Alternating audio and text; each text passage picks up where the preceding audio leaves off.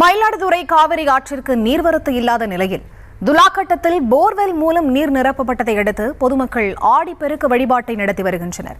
இதுகுறித்த கூடுதல் தகவல்களோடு இணைகிறார் செய்தியாளர் செல்லப்பா. அவரிடம் பேசலாம். வணக்கம் செல்லப்பா. விவரம்.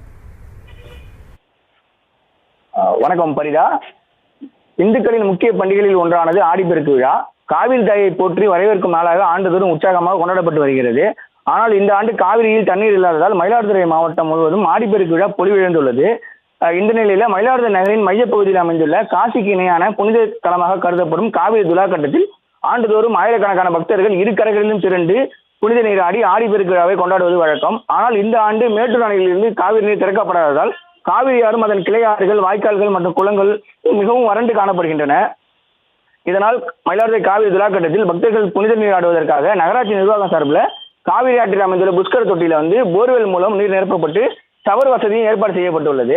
வறண்ட காவிரியில் பக்தர்கள் காமாட்சி விளக்கு ஏற்றியும் மாவிளக்கு தீபமிட்டும் தலைவாழை இலை போட்டு காப்பரிசி, கண்ணாடி வளையல், தாலிக்கயிறு, மாவிளக்கு, மஞ்சள் குங்குமம், காதலை கருகமணி போட்டு பேரிக்காய், விளாங்காய், மாம்பழம் உள்ளிட்ட பழங்களை வைத்தும் தீபமிட்டும் வழிபாடு மேற்கொண்டனர்.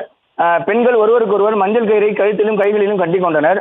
புதுமண தம்பதிகளும் தாலி பிரித்து போடும் ஐதீக நிகழ்வானது காவிரி கரையில் நடைபெற்றது. ஆண்டுதோறும் இந்த காவிரி கரையில் இரு கரைகளிலுமே ஆயிரக்கணக்கான பக்தர்கள் கூட்டம் காணப்பட்டு வந்த நிலையில இந்த ஆண்டு காவிரியில் தண்ணீர் இல்லாததால் சற்று குறைந்த அளவிலான பக்தர்களே வருகை தந்து கொண்டிருக்கின்றனர்.